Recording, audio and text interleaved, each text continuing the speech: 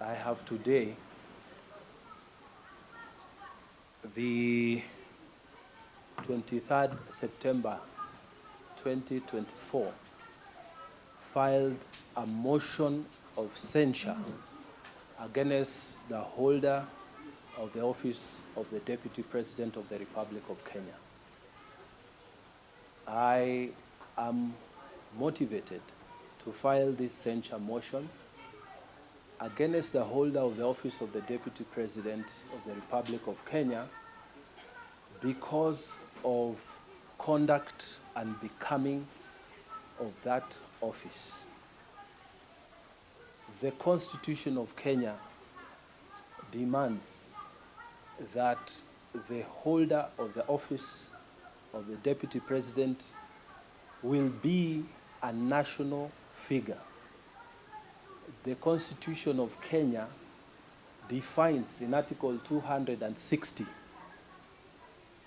that the President, the Deputy President, and several other officers are state officers. State officers are bound by the oath of office they take and the values that are stipulated in the Constitution, Article number 10. National values include preaching unity. National values include non-discrimination. The Deputy President of the Republic of Kenya has been conducting himself as if he belongs to only one region of the Republic of Kenya, to the exclusion of other regions of the Republic of Kenya, to the exclusion of other counties such as Tana River County in the Republic of Kenya. So this is a censure motion which I have filed today with the office of the Speaker of the Senate. They will process it. Once we get approval, we shall table it before the House, give notice of the motion, and debate the censure motion against the holder of the office of Deputy President of the Republic of Kenya. Censure motion is different from an impeachment motion. Kenyans must know, at the Senate, when a deputy governor or a governor has been impeached by the county assembly, the Senate sits as a court to affirm or reject the impeachment. When a president or a deputy president has been impeached by the National Assembly, the Senate again sits as a court to accept or reject the impeachment that will have gone on at the National Assembly. So these are two different processes. A censure motion is a debate from the Senate to strongly show disapproval in the manner in which the current holder of that office is conducting himself. We want to remind him in the Senate that he is the Deputy President of the Republic of Kenya, and he must carry himself in that manner. I have a copy of this motion which I have submitted today. I will share it with the rest of you. If you have any questions, I'll be willing to take them. Kwa ufupi, leo asubuhi hii, mimi Senator Danson Mungatana wa Tana River County nimepeleka hoja kwa ofisi ya Speaker wa bunge la Senate, na hoja hii ni kuhusu namna ya ambaye anashikilia ofisi ya makamu wa rais katika Kenya saa hii anavyoendeleza shughuli zake. Ninataka tuyazungumze kama wabunge wa Senate kwamba je, hivi tunavyoendelea ni sawa? makamu wa rais wa Kenya wanafaa wafanye hivi, kwamba ukitoka sehemu ya pwani, basi wewe ni kupigania pwani peke yake na wengine wote wasahauliki. Wewe ukitoka sehemu ya Northeastern ama jimbo la Ufa ama Nairobi, kazi yako wewe ni kuzungumza na kutembea na kufanya mambo hapo, sio Kenya mzima. Na tunataka tuongee, je, hivi unavyoendelea sasa ni sawa? Hii oath of office ambayo alichukua, je, makamu wa rais ambaye ameshikilia sahihi hiyo nafasi, je, anafanya kulingana na matarajio ya katiba ya Kenya? Hii ndiyo maswali ambayo tunataka tukayaongee mbele ya wabunge wa Senate na Kenya mzima isikize. Na hii sio hoja ya kufukuza makamu wa rais kwa ofisi. Kuna tofauti. Hoja ya kufukuza gavana ama makamu wake kutoka kwa ofisi inapitishwa na wabunge wa County Assembly, kisha inaletwa kwa Senate kukubaliana na wao ama kukataa. Hoja ya kutimuliwa mamlakani kwa rais ama makamu wake inatoka kwa bunge ya National Assembly, ambao hao kama wamepitisha, bunge ya Senate wanakaa wakubaliane na wao ama wakatae hayo maneno. Kwa hivyo hii si hoja ya kumtimua makamu wa rais. Hii ni hoja ambayo kizungu tunasema strong disapproval, ama ni hoja ya kukataa na kutokubaliana na vile anavyoiendesha ofisi hiyo ambayo aliapa mbele ya wananchi wa Kenya na watu wote wa dunia ya kwamba atatumikia Kenya mzima na kumsaidia rais. Je, hapa katikati akikugeuka akisema yeye anazungumzia mambo peke yake ya Murima, je, haya ndiyo yaliyokubaliwa katika nafasi ya makamu wa rais na makamu wa rais ambao watamfuata baada ya yeye?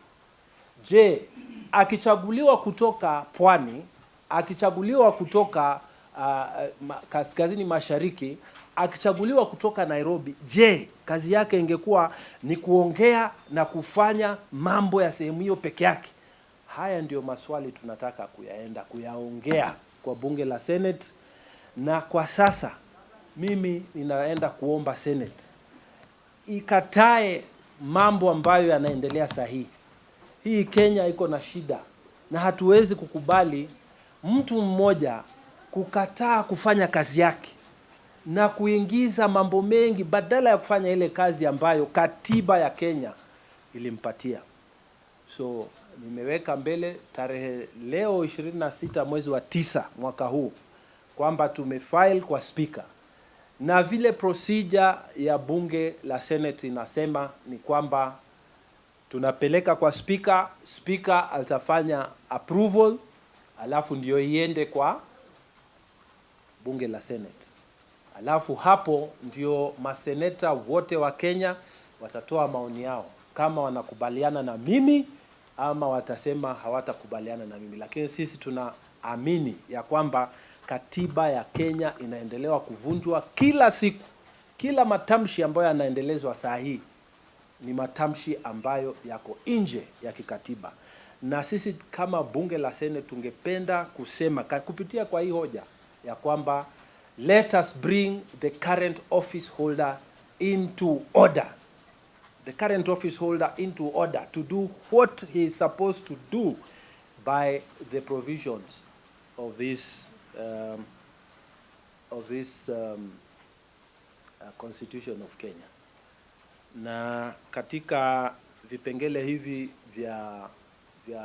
vya hii hoja nimetaja kila section ya kikatiba ambayo inavunjwa, na mimi nimesema kwamba kama public officer, kama wewe ni public officer, kuna zile values ambazo zinatakana ufuati. public officer anatakikana alete watu pamoja, sio kutenganisha watu, sio kupigania mahali pamoja, hasa akiwa anashikilia ofisi ya makamu wa rais. Na sisi tunashangaa sana kwa sababu tumekuwa na makamu wa rais wengi, lakini hakuna makamu wa rais tangu tupate uhuru ambaye anajitangaza kuwa ni kiongozi wa sehemu moja ya Kenya. Na wewe umeapa mbele za Mungu, za wananchi wote, na umeshika katiba na ukabeba hivi ukasema wewe utatumikia Kenya yote. We must bring this thing to order. As a Senate, we shall be debating this matter once it receives the approval of the Speaker. I thank you very much. Na kama kuna maswali, I'll be happy to receive some questions. So that there is you, and who else? There is you, huyu hapa na yule. So we have 4 questions. Maybe we can have a lady answer. Hakuna. So tutakuwa na 4. Yes, you can tell me your name, please. Asante. The DP said no motion or bill that touches on him will be filed before Parliament without the President's approval. Yes. Has this been approved by the President? Okay, next question. My question is, do you support, because it's a censor motion, Yes. do you encourage your colleagues in the other house to bring forward an implementation? Okay, the other question? Yes. Point of information, maybe you can tell me what are the consequences of the Okay, the other one? Mr. Ronald Reagan. Yes. Very good. Wakenya wanauliza, kumekuwa pia na hisia mbalimbali katika mitandao ya kijamii. Wanasema masuala ambayo tunayashuhudia ambayo naibu rais anayatekeleza sasa hivi, kila ambacho anakisema anasema the same script ambayo tuliona wakati wa Rais William Ruto, na ilikuwa ni mbinu ya kutafuta mnaita sympathy votes ambazo walikuwa wakizisaka. Hii inaweza kuwa ni mbinu na njama ya serikali haswa mwanzo kutoa Wakenya kwa vile vitu ambavyo vinawahusu kama vile mchakato mzima ambao unaendelea wa Adani JKIA. Kuna masuala mengi ambayo yamekuwa yanajiri. Hii ni njia ya kudivert attention ya Wakenya. Ndio baadhi ya masuala ambayo Wakenya wanataka kujua kwa sasa. Okay, so and if I forget, you just remind me. Lakini pale Chacha ametuuliza, as a president, the deputy president has said that every motion that touches on him must come from the president. Surely, as a senator, I have the capacity to bring any motion, any legislative proposal, any bill before the House, and we seek a debate, and it is either confirmed or rejected. Now, but from a practical point of view, I am the head of delegation of Pan-African Parliament in Kenya. This is the African Parliament. And we have just come yesterday from a session in Johannesburg. So I have had no opportunity at all to meet or discuss with His Excellency the President. And I'm also given to know that he's outside the country. So even from a practical point of view, it is not possible that we could have met or discussed anything. So that is a no. This is a thing that I'm doing because as a senator I am unhappy, and we need to bring the politics of this country to order. The next question was, hebu nikumbushe, my friend was still there. Whether? Yes, sir.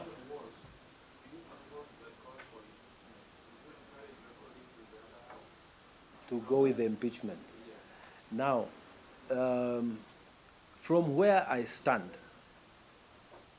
I have no control over what people do or they say within the National Assembly. And that is where the power to impeach the president or the deputy president lies. It is in the National Assembly. They will make their own decision as to whether or not we should impeach the deputy president. But you have asked what I think.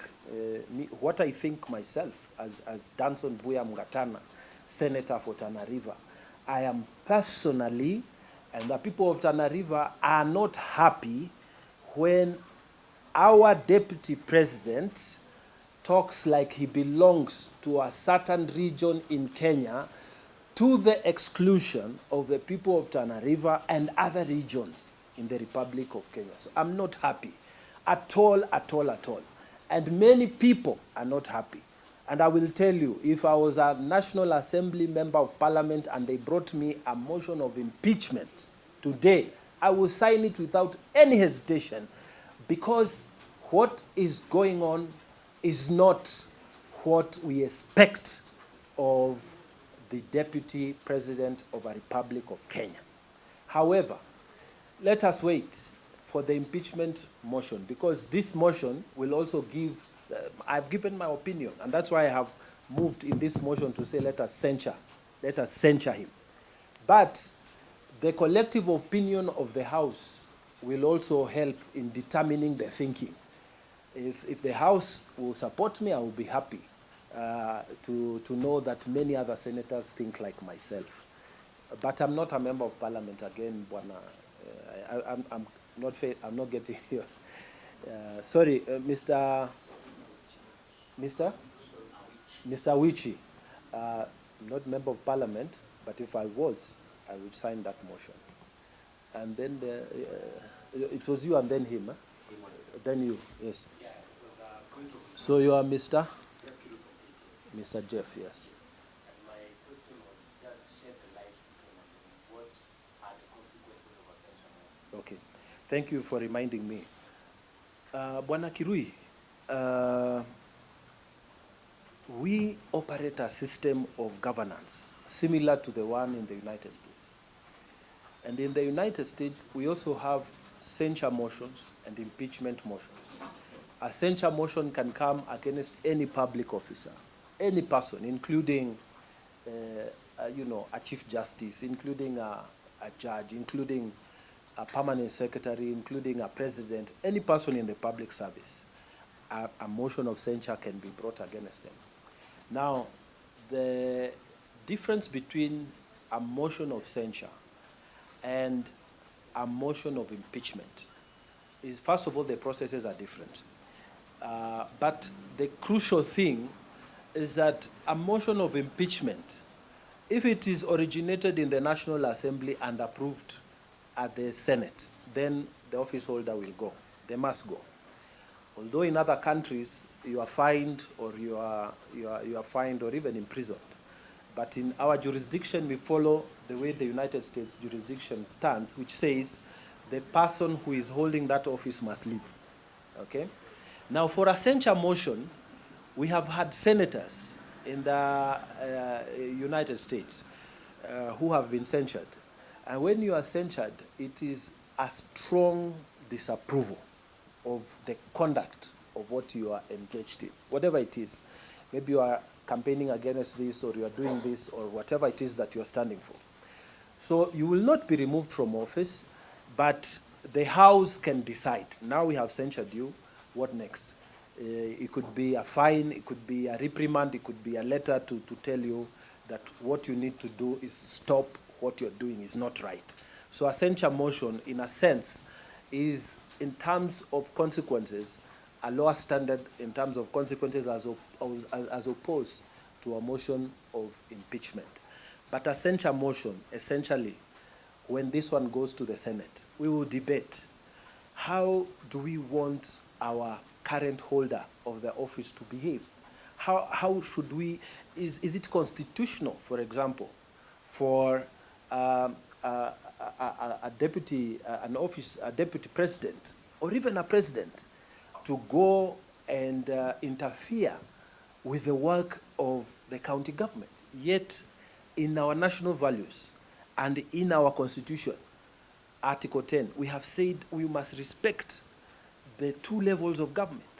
So is it procedural for even a cabinet secretary to go and direct what a governor should do? So these are the issues that will come up in this debate, and we hope that Kenyans will see for themselves what we need. Our my point is that we must bring this country to order. We must make these things move properly. In fact, in our constitution, like the American Constitution, the deputy president is supposed to work as a principal assistant to the president. So the question is he fulfilling the constitutional mandate? Those issues, we will debate them. Those issues Kenyans will hear. There'll be those who will say, no, he's doing his work. There'll be those who will be saying that he doesn't. But we must have this discussion. It is wrong for it to just go around the media, social media, internet, what, at the expense of development. Let us go and have a sitting. Let us debate this thing. Let us agree he's right or he's wrong. Let us have that moment so that we can free Kenyans, free the media, and the energy to do the work that you are elected into office to do.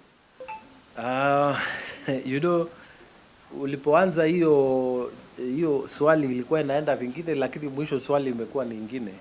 But let me try and give you my thoughts as Danson Mungatana, Senator of Tana River. Ya kwanza, mambo ya uhusiano wa Uhuru Kenyatta na William Ruto, hayo ni mambo yalikuwa na yamepita, na Wakenya wenyewe walijionea na wakatoa maamuzi yao. Kwa hivyo hayo ni mambo ambayo siwezi kuyaongelea because sote tulitoa uamuzi, tukapiga kura, tukakubaliana ama tukakataa. Mimi lile ninaongelea sahihi ni kwamba huyu ni makamu wa rais ambaye amepewa nafasi na amechukua oath, yani ameapa mbele za Mwenyezi Mungu kufanya kazi kama vile katiba inasema, na vipengele vya kikatiba nimevitaja hapa. Je, kuna haki hapo utoke hapa useme sasa mimi ninapigania haki ya hapa? Unaona, utoke kwa nchi mzima uende kwa kijiji useme mimi sasa mimi ndio wa hapa, na sisi ambao tuko nje ya hapo tunasema ni makosa, na tunasema tena ni makosa. Tunasema sisi kama watu wa Tana River tuna haki ya huyo makamu wa rais pale alipo kututumikia pia sisi. So hiyo ni na ile mambo ya William Ruto na Uhuru Kenyatta sikumbuki, si pengine akili nimepotea, nimekuwa mzee siku hizi, lakini nitasema hivi, sikumbuki wakati ambapo jamaa makamu wa rais wakati huo alisimama akasema mimi napigania sehemu hii, so haki zetu ndio hizi. Na sikumbuki mbunge ama senator yote alipotoka kule kulalamika ninavyolalamika mimi sasa kuwa kuna discrimination ama kugawanya watu. Na ile kusema kwamba ambalo ni swali lako pia kwamba pengine hii ni njama ya kuondoa akili za Wakenya kwa mambo ya shida ambazo wanazipata kama Adani na kupeleka mawazo yao mahali pengine, mimi naona kwamba hayo ni mambo tofauti, kwa sababu mimi mwenyewe nimetoa statement na nimesema kwa mitandao ya kwamba mambo ya Adani yafuatiziwe na Senate Committee inafuatizia na inachunguza hayo maneno. Kwa hivyo siamini ya kwamba mtu anaweza kusema na aseme kuwa ni kweli ya kwamba we nenda ukaharibu siasa hivi ukaseme hivi na hivi ili watu wasahau mambo ya Adani. Mambo ya Adani waziri anayehusika anafuatiziwa na Senate. Najua nilipokuwa Afrika Kusini aliitwa mbele na aliulizwa Bwana Chirchir na alijieleza, na watu hawakutosheka, na nafikiri anaitwa tena kuja kujieleza kuhusu hiyo program. So hiyo project na mambo ingine ambayo yanahusika na shida za wananchi zinaendelea, na hii ingine ambayo tunaona ni shida ambayo inatukoroga sote inaendelea. So I don't see a correlation between those two. Those are two different matters that are being followed separately and are being processed separately at the level of Senate. I think I would like to finish there. Yes, sir. Yes, sir. While I know, I'm not aware that the National Assembly has filed a censure motion. You are aware? Or an impeachment motion. Are you aware of that? Has it come? No, has it come to you? Have you seen it? So maybe it is there, maybe it's not there, maybe it is there, maybe it's not there. But Vincent, from my point of view, as a senator of Tana River, I'm aggrieved that my deputy president has decided that against the oath of office he took, he will only fight and focus for the people around where he was born. And this discussion, we must have it. What is going on, Vincent, is wrong. And people must, and this is not political, by the way. This is not political. Even me, if my people feel that as a senator of Tana River or whatever position I'm holding, that you are only doing for one area and not the rest, I have a reason to complain. Me, I am honestly complaining that there's something wrong going on. And I'm not dwelling on deeper issues like should we have a deputy president at all? You know, should we have deputy governors at all? You know, those are issues that we need also to think about. Because I used to be an assistant minister in governments past. And at some point, the constitution came and said, people were saying, no, we don't want to have assistant minister. We could not imagine how a minister can run the ministry without the help of the deputy ministers. But then look, it has worked. The current cabinet secretaries are functioning without the help of the deputy ministers. In fact, all the attempts of bringing chief administrative secretaries have been rejected, and we are going on. So sometimes in the next constitutional dispensation, we must ask ourselves intellectually these questions. That do we actually need that position of a deputy governor or a deputy president at all? Because, and I'm speaking intellectually, and you can see even my press conference here, I am provoking Kenyans into thinking, do we actually need it? Or is it just that we are used to that position? Now, if the issue is that a deputy governor, he's supposed to, in case the governor goes or is incapacitated, he's supposed to take over. What if we said the judge who is presiding over the county or the nearest judge there can hold office as we prepare for an election? What is wrong with that? And if it is a deputy president, what if we say, in the next constitutional dispensation, we do away with this position which is causing us manenos, and then we say, what if, in the event of incapacity of the president, that the Chief Justice of the Republic of Kenya, who is a political, he does not have any political, he's not from a political party or anything, holds that office and prepares for the general election, we will not be having all these pressures, you know? So Vincent, I want you to, and you are a senior reporter because we've been around with you for many years, I want you also to help Kenyans to see where we are going. Is this constitution really helping us, you know, that once you are elected as a deputy president or a deputy governor, you start thinking, I'm a co-governor or I'm a co-president. Are we doing the right things?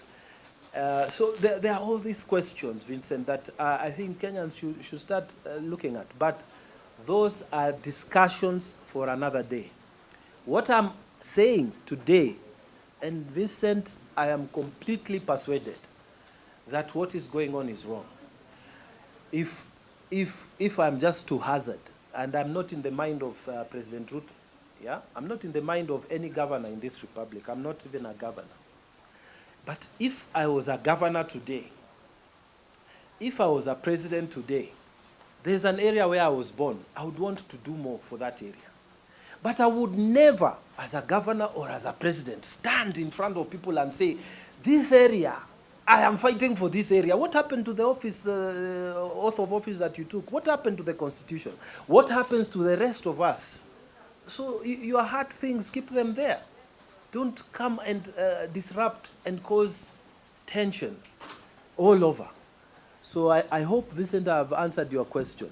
I truly believe that we need to bring this administration in the manner in which it is happening. The politics, they must be done properly. And I think Senate is the correct place where we can have a decent discussion, a decent debate, and people can say, let us censure this and say this is wrong, what you're doing. Or maybe they will say, no, let us leave it alone. But the Constitution is very clear. You cannot be a holder of a national office and still be a leader of a single area. And I am really pleading with those who have accepted to take national positions. Please, just do your duties. Those who have accepted to go that way. If you want to be the leader of a county, go for the governor's position. If you want to be a leader of a constituency, go for that position. A ward, go for that position. But if you have aspired for a national position, please be national.